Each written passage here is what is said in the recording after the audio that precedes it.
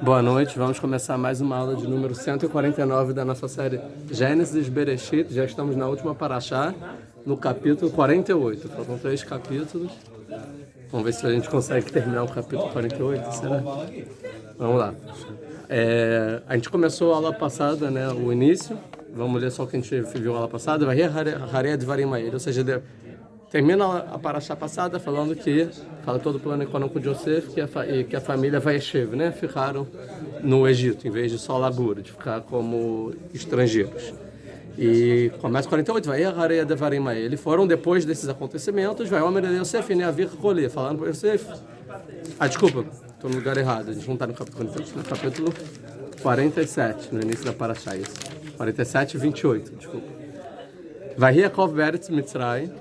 E depois fala, viveu Yaakov na terra do Egito, Sheva Esri Shaná, 17 anos, vai rir Yaakov Shnei Hayav, Sheva Shanim, Verba Meat Shaná.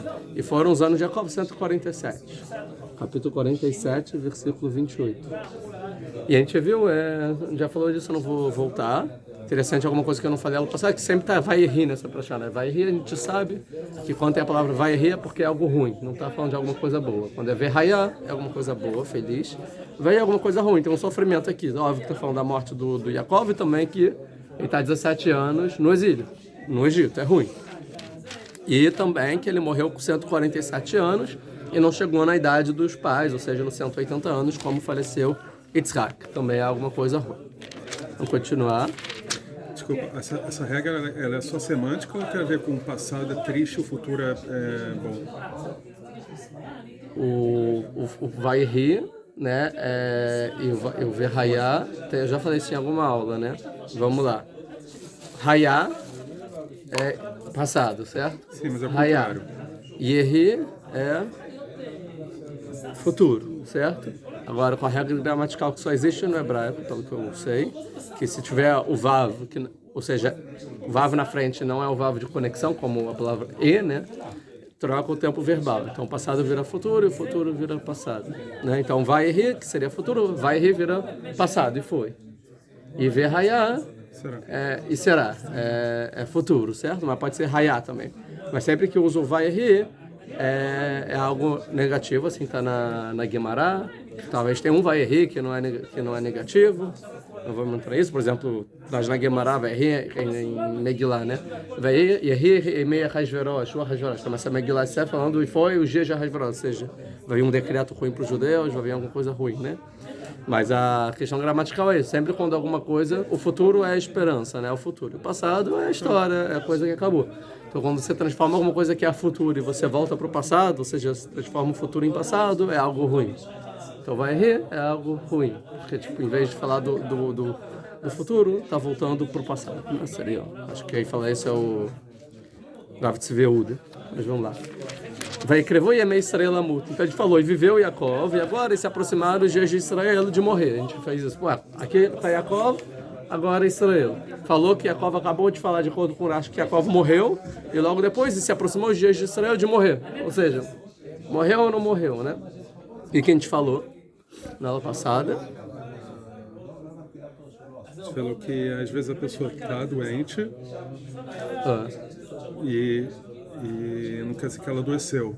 E na frente ela adoeceu. Nada, depois vai falar que Jacob vai estar no 48, que eu confundi, vai Harei Dvarim Ha'el, depois desses acontecimentos, a ele vai Omar Yosef. Foi dito a Yosef, nem a Vika Rolê, veja, seu pai está doente. Então, primeiro viveu e morreu Yaakov, depois se aproximou Israel de morrer, e depois vai dizer que o pai está doente. Interessante. Só mais uma coisa que a gente falou passada, que essa paraxá é estumá, ela é fechada dentro de todas as fechadas. E ela passada a gente falou várias coisas, mas não foi de ordem organizada, né? Os ensinamentos eu não achei que eu deixei muito didático, então, em vez de fazer todo o resumo, eu vou falar de novo de forma didática o que a gente viu mais ou menos já resumindo e falar coisas que eu acabei ainda não falando no ano passado. Então não vai ser o resumo, na verdade a gente vai prosseguir, mas nisso eu já vou pegar o que a gente falou no ano passado, que aí já está nas minhas notas, aí eu não me embolo aqui.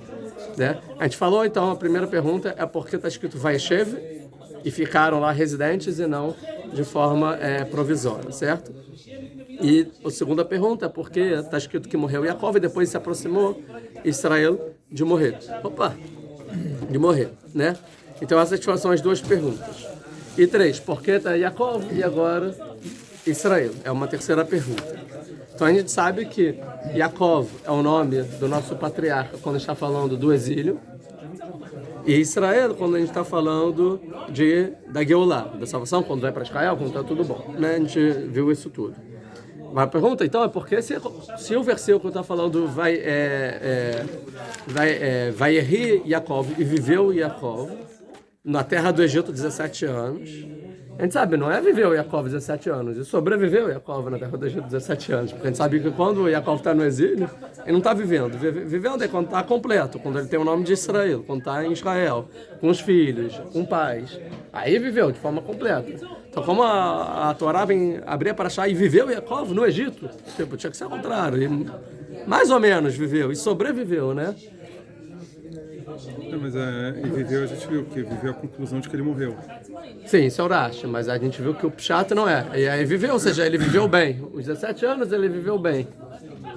Né? Seria o Pshat, né? O literal que a gente viu. Né? Então a gente vai ver o seguinte, que na verdade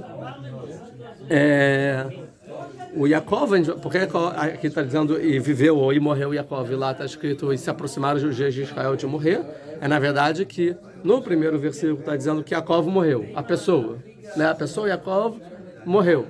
Agora, quando está escrito se aproximaram os dias de Israel de morrer, não está falando agora da pessoa, e sim da identidade de Israel. O que Yaakov trouxe para o mundo, né? Essa identidade de Israel, agora por estar no exílio, está aproximando de morrer, está quase acabando. Por quê? Porque essa é a ordem natural de todas as culturas. Quando a pessoa é exilada, quando um povo é exilado, e ele sai da sua terra natal, ele é disperso por outros lugares, ele vai absorvendo a cultura dos outros. E com o tempo, a ordem natural é que aquele povo não exista mais. Não existe um povo sem terra, sem a língua, sem a própria cultura, na própria terra, com as próprias leis, com o próprio governo. Saiu, como todos os povos do mundo, acabou. Não tem mais povo. A gente viu que o povo de Israel a gente viu não, mas o povo de Israel é uma exceção. Que ele continua sendo povo por 2.000 anos, mesmo sem ter a terra já há 2.000 anos atrás. Que é uma coisa que muitos antropólogos quebraram a cabeça para tentar entender por que isso acontece. Então é exatamente isso. Vai Krevu e Yemei Israelamut. Já que agora a gente está vivendo no Egito, está se aproximando os dias de Israel morrer. E a pergunta é, Israel vai morrer ou não? E Yaakov vai encontrar uma solução, que é, para não morrer, ser enterrado em Israel e nem em um momento ser enterrado no Egito, que é o que ele vai mandar Yosef agora. Mas a gente vai ver então que essa fórmula que Israel se encontrou no exílio de sobreviver, ou seja, de não morrer, de não acabar, é uma patente judaica. Né? Os judeus conseguiram desenvolver isso, e bem ou mal, deu certo. Aos trancos, né, e barrancos, deu certo. A gente sobreviveu, voltamos para Israel, estamos aqui agora. Óbvio que tem várias coisas que se perdem no caminho, muitos tropeços, muito sofrimento. O judeu tem que se adaptar a algumas coisas, mas no final sobreviveu. Aqui é o que a Torá está falando. Quando Yaakov morre, Yaakov é a força espiritual do povo inteiro, a identidade. Tá bom, Yaakov está no Egito, dá para viver, mas Yaakov morreu, e agora? O que vai ser de Israel? Eu sei que Yaakov ele consegue viver mesmo no exílio, porque a presença divina está com Yaakov. Yaakov é um dos patriarcas. Ele consegue mesmo no exílio, vai rir e viver, e não sobreviver. Mas os descendentes, será que conseguem viver no exílio sem se sobreviver? Então isso que fala, o Yaakov, beleza, ele viveu, mas quando morreu o Yaakov, se aproximou os dias de Israel de morrer. Ou seja, a identidade judaica vai se definhar, vai acabar. E não vai ter mais povo de Israel no futuro. Que era toda a questão de Yosef. Como eu vou preservar a identidade judaica, os dias de Israel, como eles vão perdurar até o momento de ir embora, sem morrer, sem acabar. Mas enquanto que ele estava lá no Egito, ele, teoricamente, ele disse que ele estava de luto porque ele não sabia do filho dele. Então, a presença no Egito divina, não. No Egito, em Israel, quando estava em Canaã.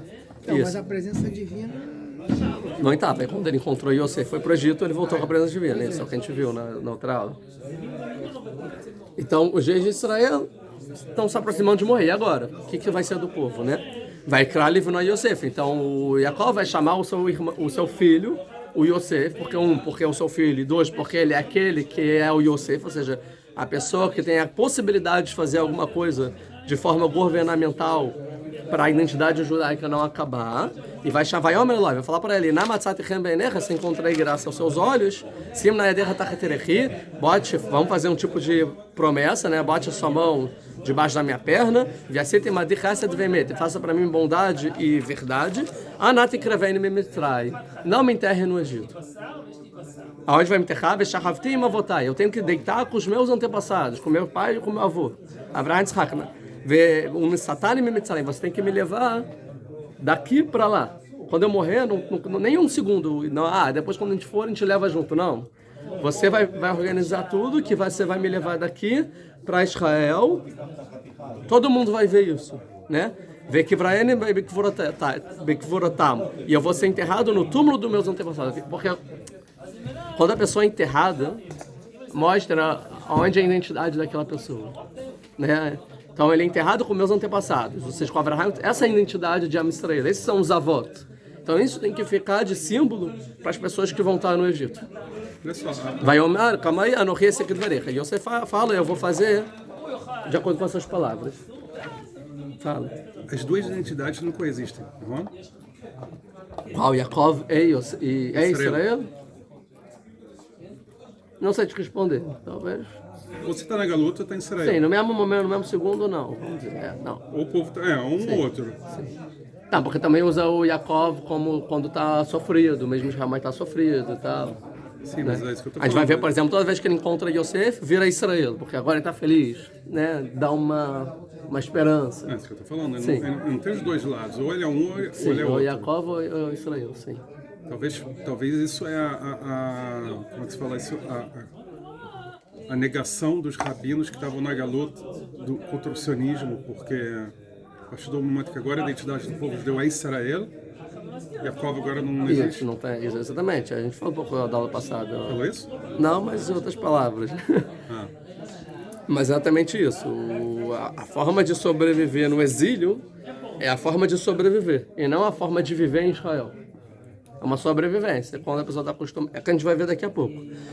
Então, e aí é tão importante que ele vai falar, vai Omer Shavali, vai falar, Yaakov, não, mas já termina aí, vai falar, jura para mim, vai Shavalo, ele jurou, vai estar com Israel Arosh Mitah. E aí, Israel, ele vai se curvar para a cabeça ou seja, para a presença divina, querendo dizer, Deus, obrigado, de agradecimento, tem esperança. Fala. A identidade de uma pessoa é onde o lugar que ela morre, ela é enterrada? Não, eu falei que onde a pessoa é enterrada tem muito a ver com a identidade dela, né? Tipo, a gente vai ver aqui que enterrar, quando a pessoa morre, o enterro não é somente uma despedida e uma honra pro corpo. Tipo, vamos honrar aquela pessoa, vamos enterrar.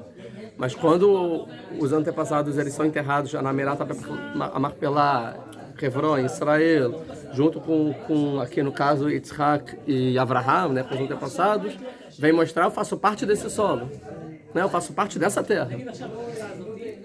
A terra de Israel que Deus me prometeu para Avraham, para Yitzhak e para Jacob, que vai herdar os seus descendentes. Nessa terra eu estou enterrado, que a gente sabe que vai ter ressurreição dos mortos e daqui eu vou reviver. Eu faço parte daqui integralmente. Ou seja, se os antepassados, que são aqueles que receberam a Aftachá, a garantia de Deus, a promessa divina, que os seus descendentes iam herdar elas, não são enterrados lá, fica um pouco abalada essa garantia, essa fé, essa confiança em Deus que algo vai acontecer. Não, os antepassados estão juntos em Merat Marpelá esperando pelo seu povo. Então o cemitério judaico na Galuta é Blue Pill. Blue Pill é o que tem. É exatamente o que o Urash vai falar. O que o Urash vai falar depois, né? O que o Urash vai falar é exatamente isso. Por que Jacob queria ser enterrado em Israel? Aí vai falar, para não fazer idolatria com ele. E a gente já viu, lá no passado já falei, como os outros povos gostam de pegar um judeu morto e fazer deles a idolatria. Segunda coisa é por causa das pragas, porque talvez Deus não ia bater no solo que Jacob tivesse enterrado e não ter as pragas, e assim o povo não ia sair do Egito, porque o povo só saiu do Egito graças às grandes maravilhas, senão não ia sair, que é o ruim, que é os milagres, que precisou dos milagres para o povo ter que sair, e só alguns saíram pelo Midrash, né? E terceira coisa é por causa da ressurreição dos mortos, porque a gente sabe pela Kabbalah que o Urash usa, né? que os mortos só vão ressurgir, reviver na terra de Israel. Então, o tzadikim que estiver na terra de Israel, eles vão reviver. E os que não estiverem na terra de Israel vão rolando na terra o corpo, o defunto, por túneis subterrâneos, esse é o Midrash, né? Até a terra de Israel, e na terra de Israel eles vão reviver. Isso aqui é um sofrimento, e rolando até lá. Ele falou, não, eu quero ser conectado direto. A pergunta, independente do Midrash, o que é rolando na terra, óbvio que é uma metáfora, né? Mas a pergunta é, por que só em Israel que o Midrash diz que vive? Na terra fora de Israel, não. Tem que, de alguma forma, aquele corpo chegar na terra de Israel e viver, né? Porque a ressurreição dos mortos, a ideia que Deus dá a vida e mantém a vida, morre e vive, né? Ela faz sentido só em Israel. Porque se for fora da terra de Israel que alguma coisa acontecer, você vai se relacionar àquele evento que aconteceu à cultura do local. Ou seja, é uma mágica, é uma bruxaria, é uma feitiçaria, ou é um deus daquele local que está fazendo aquele povo reviver. E na terra de Israel não, você conecta aquilo ao Deus de Israel, né? A gente sabe que só em Israel existe uma conexão entre espiritual e material, que a terra se comporta de acordo com o espiritual, diferente dos outros. Então todas as outras terras têm uma ruptura, algo que parece antagônico entre o material e o espiritual, duas coisas diferentes. Então a alma voltar para o corpo é a conexão maior que existe entre o material e o espiritual. Como a alma se conecta com o corpo físico. É a maior maravilha que tem, como fala o Remá, da Brahá que a gente faz quando vai no banheiro, uma flilassot, né? Que Deus faz maravilhas. O que é fazer maravilhas? Que Ele conecta a alma no corpo. Essa é uma maravilha que existe. Fora da terra de Israel, parece antagônico isso. Não tem como, assim, alma e corpo, espiritual e material juntos, mas na terra de Israel, Deus é único, né? Um povo só, com uma terra única, Deus é um. Tem a ver com isso, com o espiritual? Isso, de acordo com o Remá, essa é a Kavaná da Brahá. Sim, quando fala uma só que Deus faz maravilhas, que conecta a alma no corpo. Essa é a maravilha. O que tem a ver com ir no banheiro? Não, você está agradecendo a Deus por várias coisas, mas essa é... Você continua vivo, foi no banheiro e continua tudo em saúde. Isso. Buraco. Mas se você já falou antes, que Deus ele faz o que está fechado, ficar fechado, o que está aberto. Você já agradeceu por isso, mas no final você fala uma filha só, é que Deus conecta a alma com o corpo, de acordo com o Remá, tá bom? Agora, essa coisa de enterrar aqui, interessante que tem pessoas aqui que não vieram para Israel, né? Mas eles enterraram. Fizeram questão de... Isso que os comentários vão falar. Não, da nossa geração. Não, tô falando isso que os comentaristas vão falar, tô falando antes de existir, ou seja, 1500, 1300, muitos vão falar isso aqui, sobre esse comentário. Por isso que muitos tzadikim fazem questão ou 1800, que os seus corpos sejam enterrados na terra de Israel. Pelo menos o corpo. Tem uma história que é assim. Não, mas eu acho que tem gente até que não é nem por causa da razão de ressurreição, são casos nem tão... Sim, é questão de identidade, é isso que eu tô falando. Nem tão então, sobre essa tem uma história legal, sobre a questão de identidade. Que é... Um judeu não muito religioso chegou para o rabino que morava em Israel, que era amigo dele, e falou assim, olha, eu vou morrer, eu sei que eu não sou religioso, meus filhos não estão no caminho do judaísmo, identidade judaica e também das mitzvot, mas eu quero te pedir um favor, quando eu morrer eu quero que você me enterre, eu quero que você vá para Israel e compre para mim, no Monte das Oliveiras, um túmulo. E eu quero ser enterrado lá. Eu falei, tá bom. Aí ele foi lá e conseguiu um túmulo para ele. Aí depois de um tempo, esse cara viajou para Israel, foi ver o túmulo que foi comprado para ele. Ele foi ver. Aí ele olhou assim e ficou, pô, mas daqui não dá para ver o Kotel, sei lá, onde vai ser o Beit HaMikdash. Desse ponto aqui que eu tô, não dá para ver. Eu falei, tá, mas o que muda, né? Tipo, você tá enterrado numa das oliveiras e tudo bem. Ele falou, não, você não tá entendendo. Ele falou, então me explica, por que você quer tanto ser enterrado aqui se você nunca se importou com isso e tem que estar ligado para o mundo? Ele falou, não, é o seguinte, porque na minha vida inteira eu não dei o exemplo da identidade judaica para os meus filhos, mas eu espero que pelo menos quando eu morrer, meus filhos vão ser obrigados a vir me enterrar. E eu quero que quando eles me enterrem, pelo menos eles consigam olhar o lugar que era o templo. E talvez que se eles entenderem que eu estou enterrado onde dá para ver o templo, talvez a identidade ressurja nos meus filhos. Por que ele não avisou isso antes do rabino comprar o túmulo? É a historinha, não sei. A história é essa. Aí você pergunta para ele, mas já morreu. Outra coisa. Uma passagem para os filhos também. Já me adiantando aqui, daqui a pouco a gente vai ver ainda na aula de hoje que no meio da história, nada a ver com nada, o Jacó vai resgatar a história de Rahel. que Yaakov vai falar, e minha sua mãe eu enterrei no meio do caminho, não sei o que lá, Yosef, a gente vai ver isso daqui a pouco. Não, mas é óbvio que se ele pediu para o Yosef para enterrar lá, ele devia uma explicação do porquê que ele não fez isso. Mas não faz muito sentido com o contexto, porque ele precisou lembrar da mãe, Porque do enterro da mãe, para dizer que... porque Mas se- ele já jurou, e você já tinha jurado. Tá Vou bom, mas fazer. ele devia uma A explicação. gente vai lá assim. explicar, mas tem uma explicação que é legal, também tem a ver com a identidade, né? Da mãe do meio do caminho, que tem uma história também do Mats Nordau, né? Quando o Herzl queria fazer o congresso sionista e tal, todo mundo via o Herzl como um outsider, né? Tipo um maluco, que tem uma ideia maluca, sei lá, meio com barbão. Ele não era do mundo, assim, das pessoas importantes, não era tão respeitado. Então, alguns se ligaram com a ideia dele, leram o livro realmente, mas muitos, assim, tipo... Como... Escreveu o livro? Sim, qual é o nome? Manifesto. Meu estado? Manifesto, Qual é o nome? O livro do Herzl? É. Estado Judeu. Estado Judeu. Não é um livro, é Quer um dizer, manifesto, né? Sim, deveria. Estado dos Judeus. Não sei se é Estado seja. Judeu ou Estado dos Judeus. Que seja. E o pessoal não respeitava muito. Como ele ia convencer os grandes pessoas importantes para dar o Estado para os judeus, né? Então, o Mats Nordau, que era uma pessoa muito benquista na sociedade, ele era um grande, acho... Escritor, né? Não, escritor também, mas Poeta, escritor. ele era... Calma aí, eu tô falando a pessoa certa? Deixa eu ver se eu anotei. Não anotei.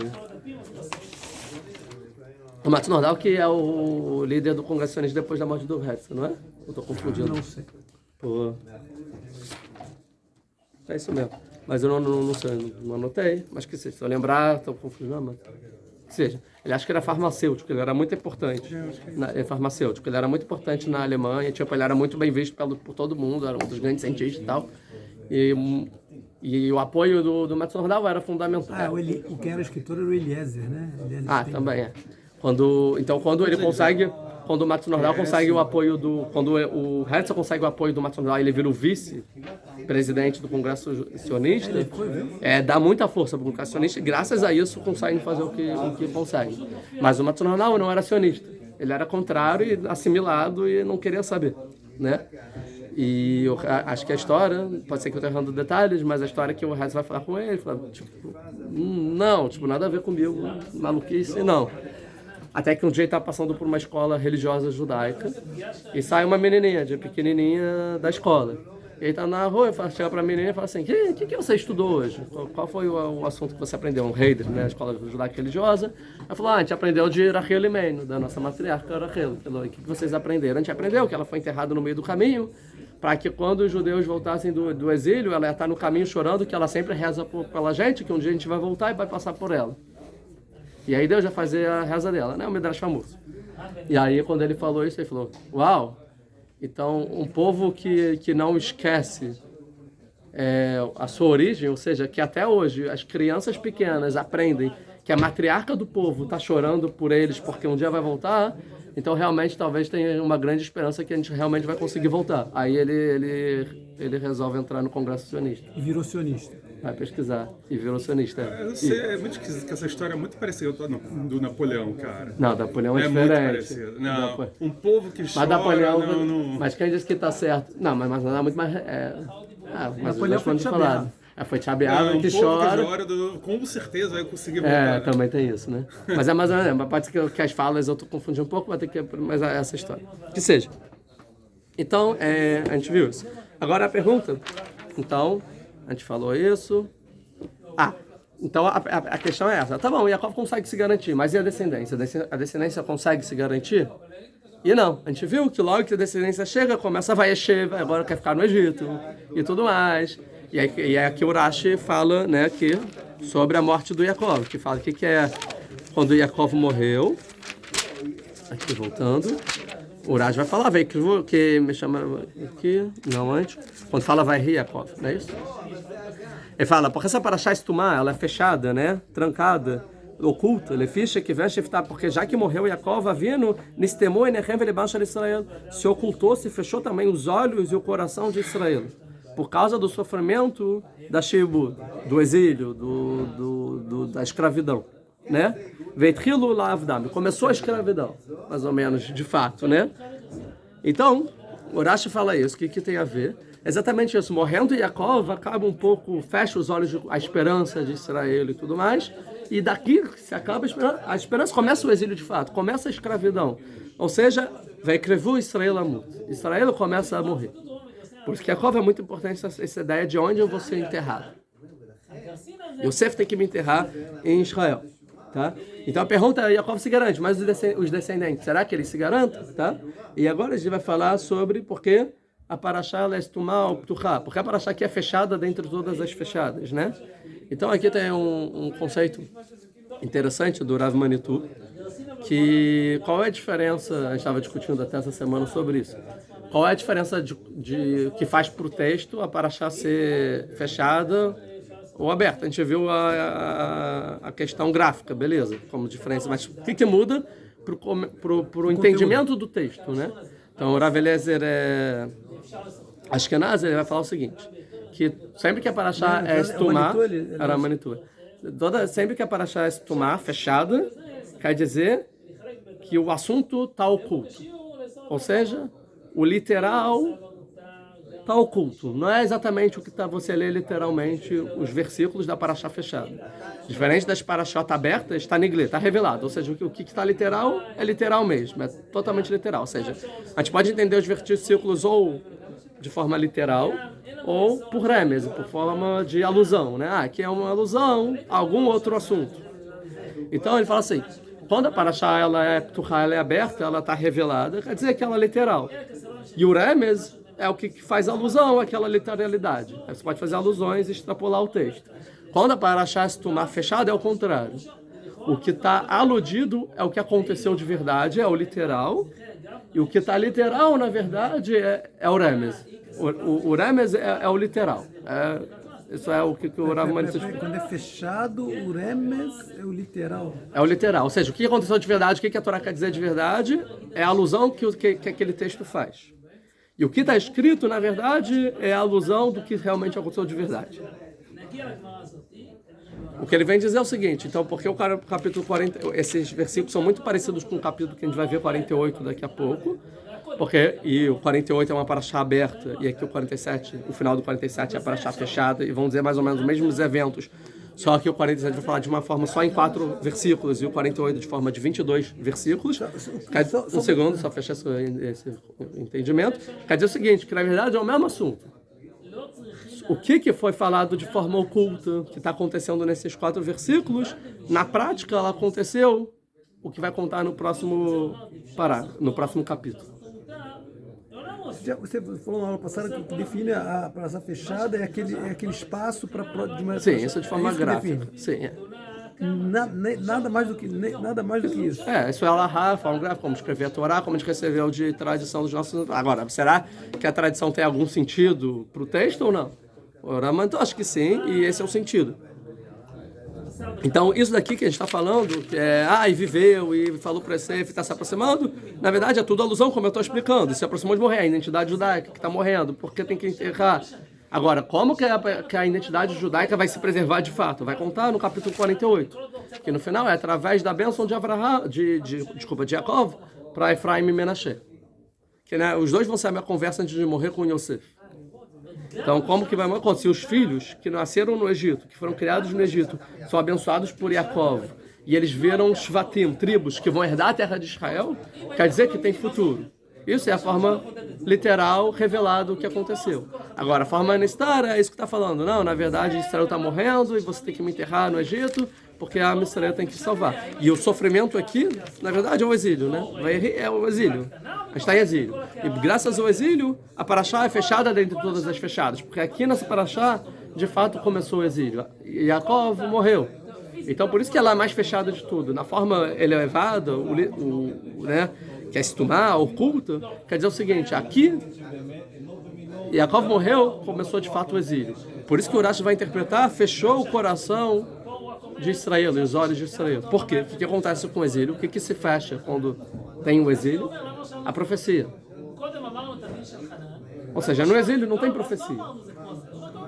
Quando está em Galut, não tem profecia. Em sofrimento, não tem profecia. Quando é Yaakov, é difícil ter profecia, né? Os 22 anos que ele sofreu por Israel, por Yosef, não tem profecia. E quando está em Geulah, tem profecia. Israel tem profecia, Yaakov não tanto. Yaakov tem profecia até virar Israel, né? Que é o objetivo. Então, por isso que a gente vai ver que agora, mais 2 capítulos, um segundo, vai fechar Bereshit, que é essa geração que está indo para o Egito. Para achar o seguinte, já começa o livro Shemot, Êxodo, né? E aí já é 210 anos depois, basicamente. 150 anos depois. Já está falando de Moshe. E é toda a história de Moshe que vai salvar, que Deus vai se revelar para ele para salvar o povo do Egito. E nesse meio tempo, porque a Torá não está contando para a gente o que aconteceu, cadê esses 200 anos? E aí, não tem história? Contou a história toda assim, em seguida, todos os eventos, agora, não, 200 anos não vou contar não. Por quê? Porque a Torá são palavras proféticas e acabou a profecia. Não tem profecia, não tem, a Torá não vai contar, é exílio, acabou. Exílio, não tem nevoar. Quando começou a ter Geulah de volta, aí voltou a nevoar. E aí todas as profecias que tiveram mesmo no exílio era a ideia de voltar para Israel. A gente vai ver isso muito bem em Êxodo, né, em Shemot. Então, quando morreu Yaakov, Yosef não é profeta, certo? Os filhos de Yaakov não são profetas. Nenhum deles profeta. Os netos também não são profetas. Quando morreu Yaakov, fechou, é o que nós está falando, fechou o coração e os olhos de Israel. O que são os olhos de Israel? A profecia. Fechou. E é isso que está falando. E quando se fecha os olhos... Yosef não era profeta? Não, nunca foi profeta. Nem Yudá? Nem Yudá. Não temos nenhuma profecia dele, certo? Terminando sobre o... calma aí. Então fecharam o coração de Israel, por isso que é para achar estumar, de toda a estumota. Acabou a profecia, acabou. Não tem mais, é exílio. Israel está morrendo. Israel é quem tem profecia, Israel. Qual é a diferença de Israel? Fala o Kuzari. Qual é a singular de Israel? Qual a singularidade? O que tem de especial em Israel? Que é propício a ter profecia. Aqui não tem mais. Então fecharam o coração de Israel. Quando fecha o coração de Israel, começa a escravidão. Começa o exílio de fato. Yaakov mesmo no exílio consegue ter profecia. Porque ele é muito... Ele é tzadik, ele é muito grande.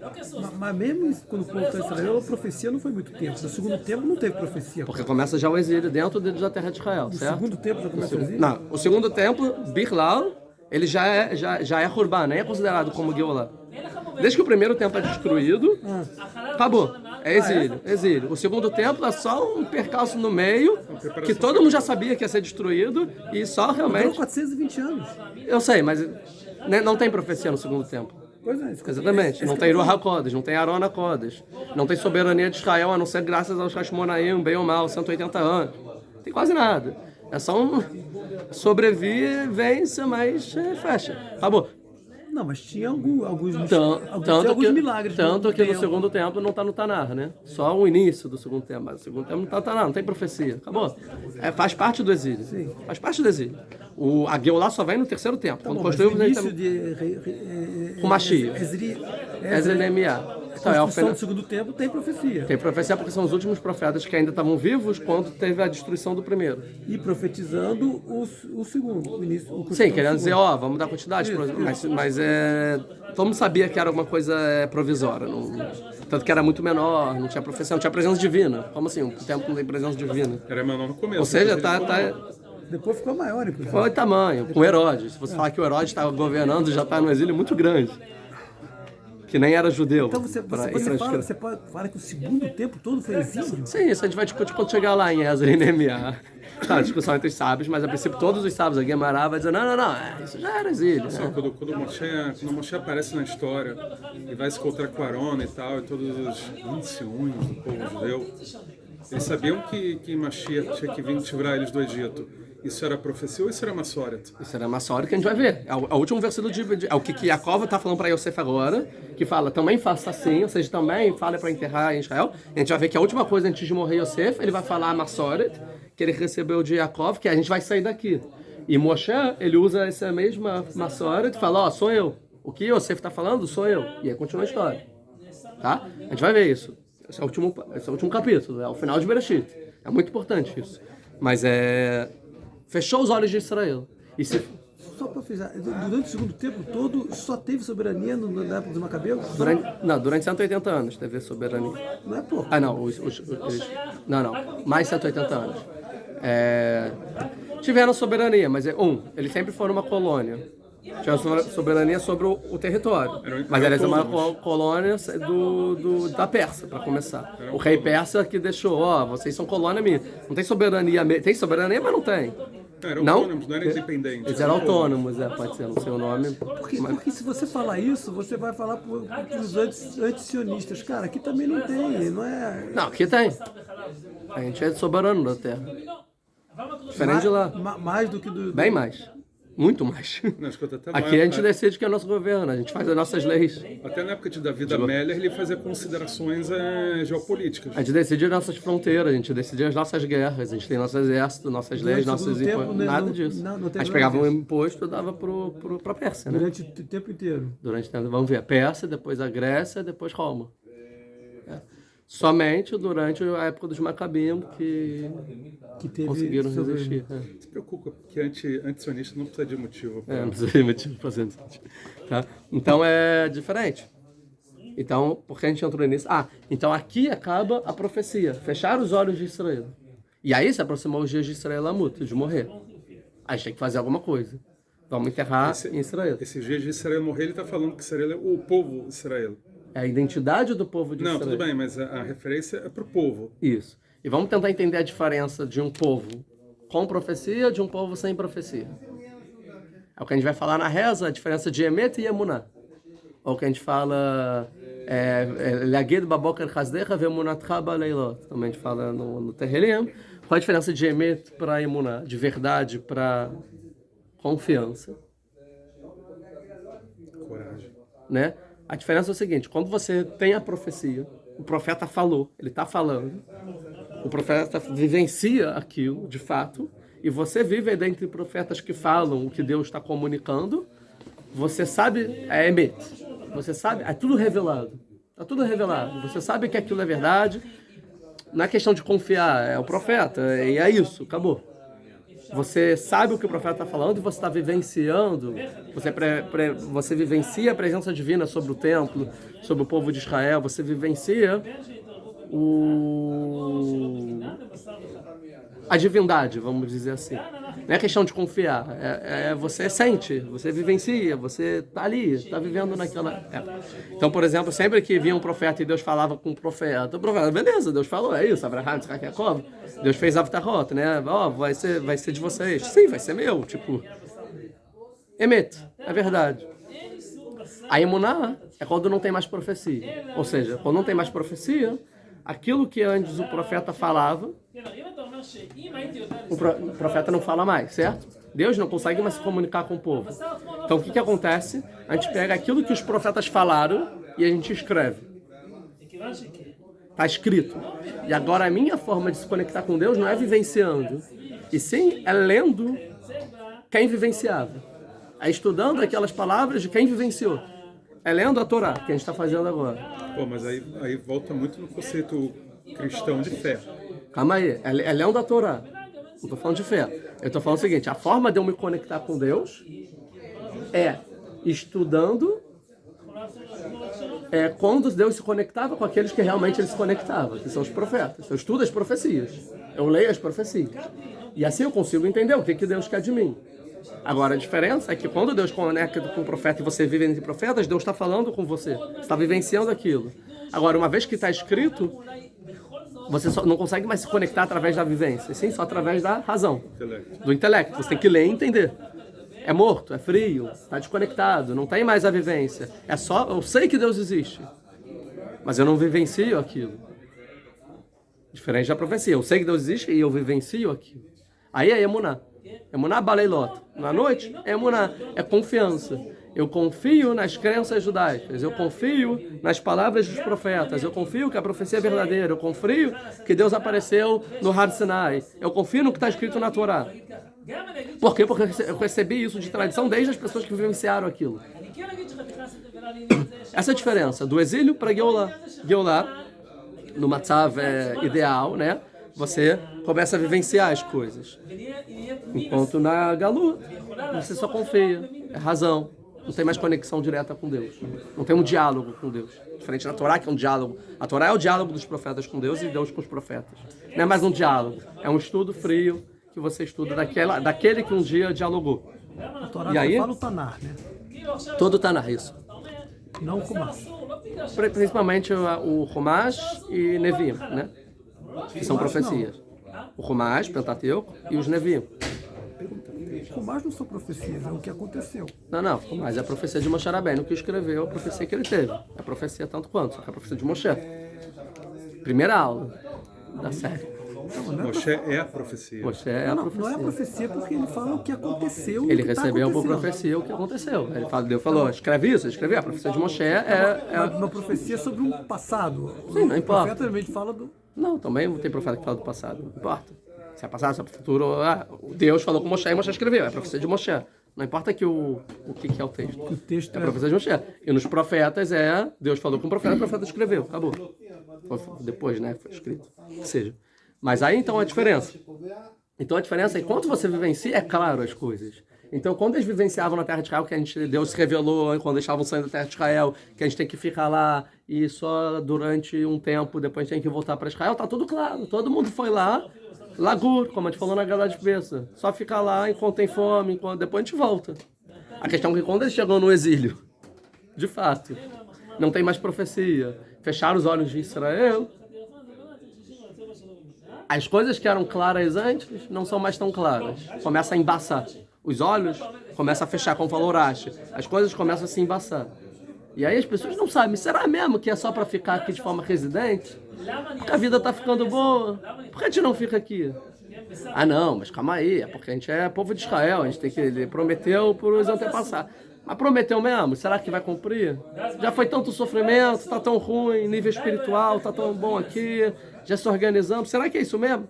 Começa a ficar embaçado, porque agora é só razão, não tem mais a relação direta com Deus. Aí a emuná pode fraquejar ou não. O que é emuná no final? Emuná é aquele que escolhe continuar a cultura dos seus antepassados. Aquele que escolhe continuar a cultura dos antepassados e fala, não, a Torá é verdade, vamos estar entendendo a Torá e todas as crenças judaicas são verdadeiras e o que Deus falou ele vai cumprir. Tem emuná essa pessoa. Essa pessoa consegue voltar para Israel, porque a promessa de Deus foi voltar para Israel. Então essa pessoa consegue entender, não faz sentido eu ficar aqui por melhor que seja a minha vida. Não faz sentido. Eu tenho casa, tudo bem, mas eu tenho casa, tenho... Não importa, não faz sentido. Assim que der, eu saio, eu vou manter as minhas origens, vou manter os nomes judaicos, a roupa judaica, a língua, os ensinamentos, os costumes, as práticas, os hábitos, os rituais, os ritos. Tudo eu vou manter. E manter para quê? Para um dia eu vou sair daqui. Porque a minha conexão com Deus está lá. Mas quando está na galuta, as pessoas começam a embaçar e fica, será mesmo? E no final, a pessoa que se assimila, o que é se assimilar? Deixar de seguir as suas crenças, a sua cultura, a sua tradição, e não as práticas necessariamente ditas, né? Então fala, não, eu vou ficar por aqui mesmo. Né? E aí vai Yeshev Israel, ou seja, os filhos de Jacob, quando Jacob morre, começam a morar de forma fixa em Israel e morar no Egito, e morar de forma fixa no Egito mostra a assimilação do povo. É o maior sinal que o povo se assimilou. O que quer se assimilar? Eu me desconectei com a minha cultura, com as minhas crenças, ou com a minha meta, né? Minha meta não era voltar para Israel e continuar, agora eu estou aqui, ou seja, me desconectei totalmente. Pronto, não tem mais emuná. Acabou, se assimilou pelos egípcios. Obrigado. E aí vai Krevu e Israel Amut. Por isso que essa paraxá é mais fechada de todas. Que aqui está o perigo de todo o exílio. Então falou da galuta, falamos de gado, tá? Ela é a mais fechada porque o espaço é menor? Só um espaço. É a única que só tem É o único. E não só isso, e essa é a questão. Enquanto Yehudá, enquanto o povo, os Bnei Yaakov, os Bnei Israel, eles estão no exílio.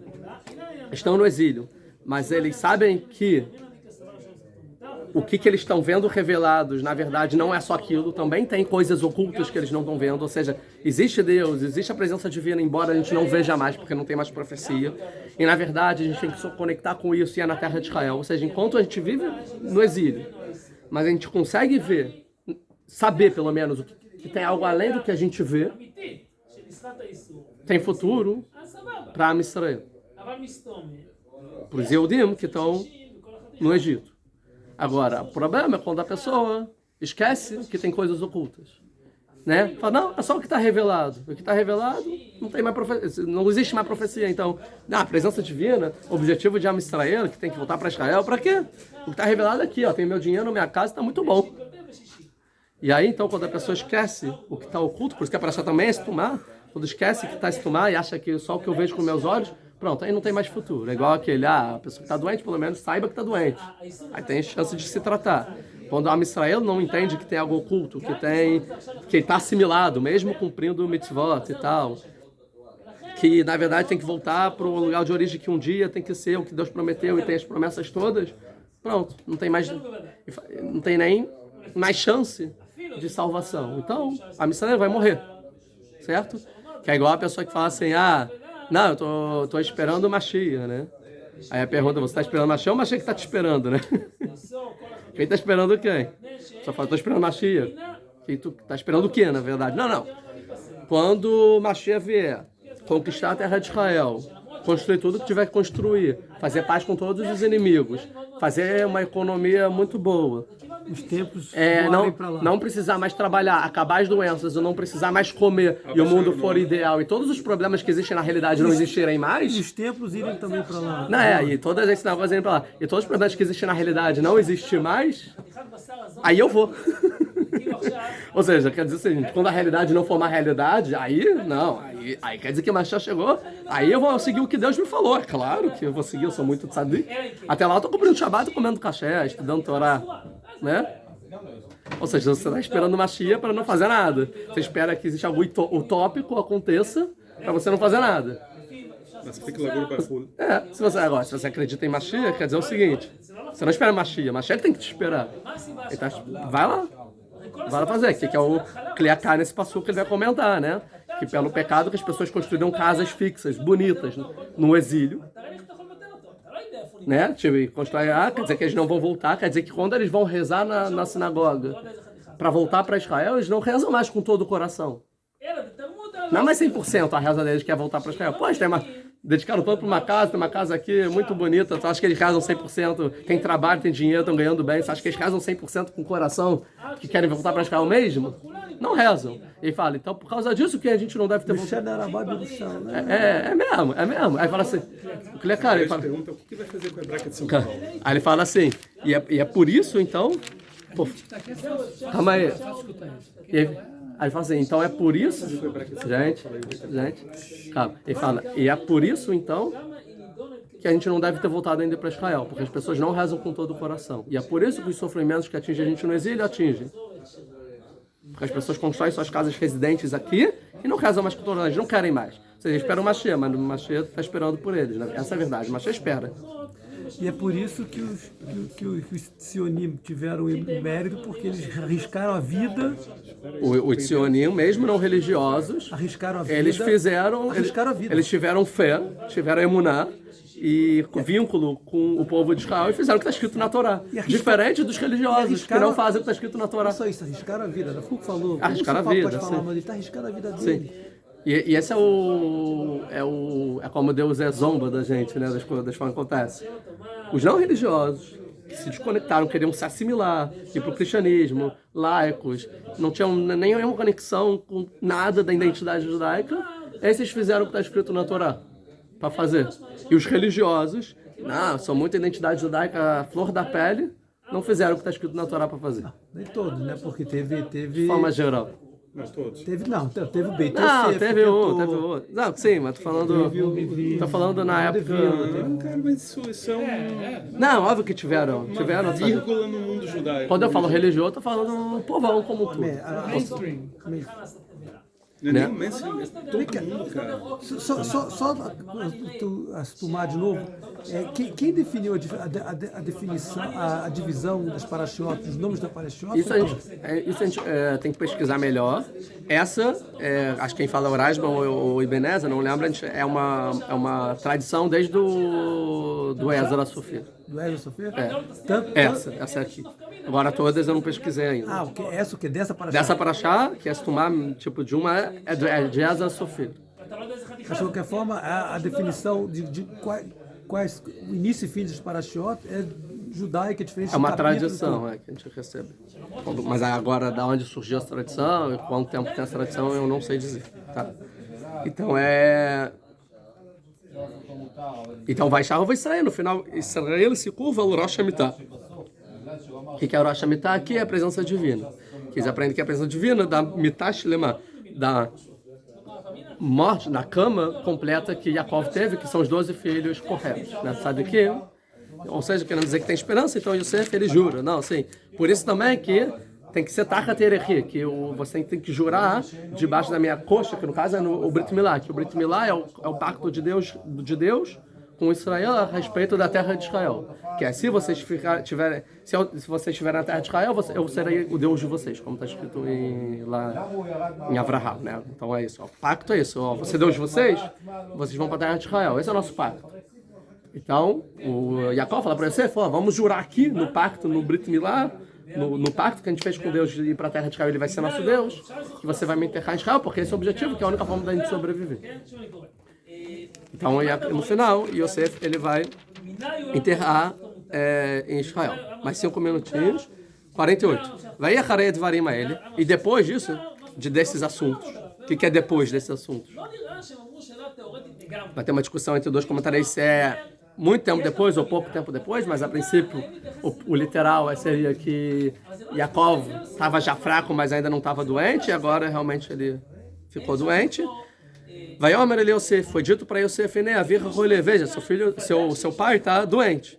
Vai Kachet Shnei Banav, então ele leva seus 2 filhos com ele, Menashe e Efraim. Menashe é o primogênito e Efraim é o segundo, né? Os 2 filhos que ele teve antes da seca, no exílio. Porque ele leva, ele fala, tá doente, deve já tá para morrer. Então, se já tá para morrer, eu vou levar para abençoar meus 2 filhos. Tá? Porque Yosef entende que ele tá para morrer. Tá doente, mas por que ele vai morrer? Pode viver. É mesmo, ele falou assim, ele já estava fraco antes, agora está doente, provavelmente já, tá nas últimas. Segunda coisa que pode, falou o Rava Bravanel, pode ser que ele estava doente de uma doença que não tinha cura na época. Se está doente, vai morrer, acabou, não tem o que fazer. Ninguém sobrevive a essa doença. Gostou, né? Terceira explicação do Midrash, que é a mais plausível. Que desde Yaakov nunca teve doença no mundo. Já se inspira. Sabe, o Midrash, né? Que fala que nunca teve doença no mundo. E aí... Abraão criou a velhice. Deus fez isso para a pessoa conseguir se preparar e se desconectar e ser mais tranquilo. E Yaakov poder... Não importa o Midrash, aqui é óbvio que tinha doença no mundo, mas o Midrash Deus fez com que... Pode ser que essa doença não existia no mundo, era uma doença nova. Corona. Covid é menos 3.712. Sei lá. Mas a ideia era que Yaakov tivesse a possibilidade de abençoar os filhos antes de morrer. E a gente vai ver que ele vai abençoar e logo depois ele morre. Então tá doente, aí todo mundo foi lá e deu tempo para ele fazer o testamento, abençoar todo mundo e deixar todo mundo. Não é tão óbvio assim que ele morre logo depois de abençoar. Tá escrito depois, que ele abençoa e fala, e depois ele fecha os pés e morre.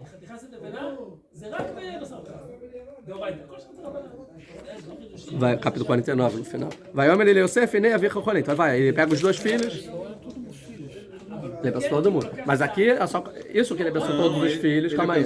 Aí ele vai falar uma profecia, ele não consegue falar a profecia. Isso é antes de abençoar. Aí ele abençoou. É antes? Ele vai fazer a profecia. Aí ele abençoa. Calma aí. Esse capítulo 48 que a gente está começando agora, Yosef vai com os filhos e os filhos de Yosef vão ser abençoados. Ponto. Yosef, a gente vai ver se vai ser abençoado ou não.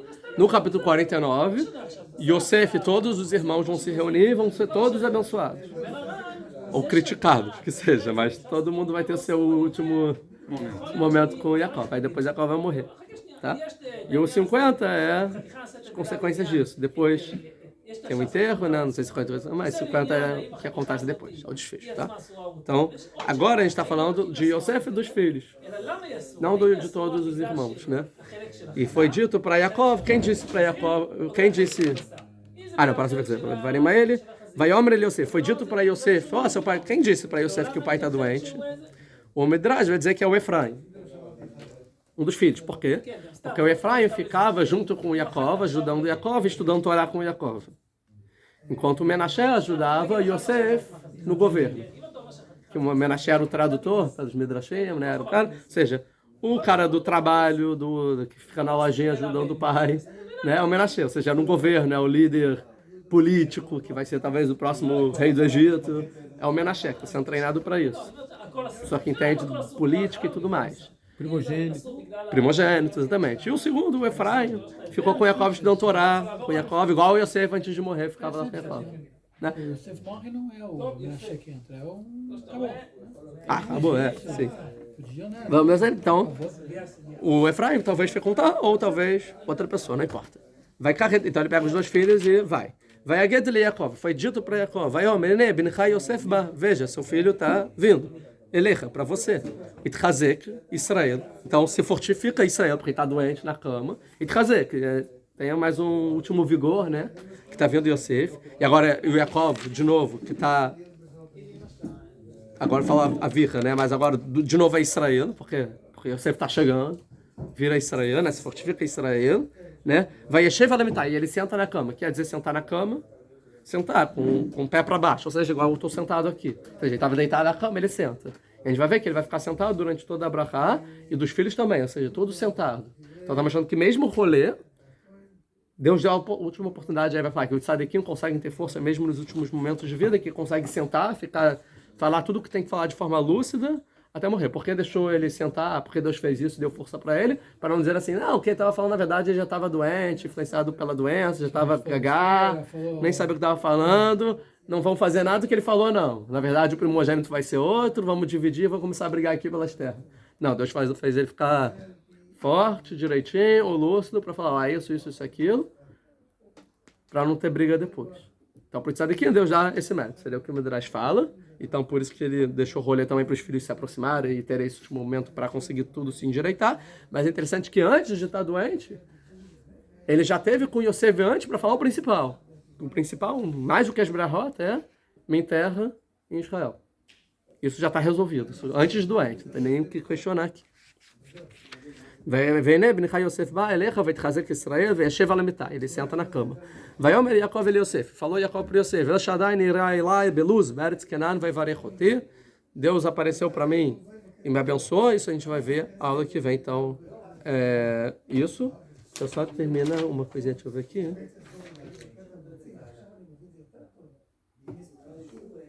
Isso a gente vai ver também a aula que vem. Então vamos fechar por aqui. Então aí, a aula que vem a gente continua aqui. Obrigado. A gente vai vendo, curte para ajudar os vídeos a ter mais alcance. Até a aula que vem.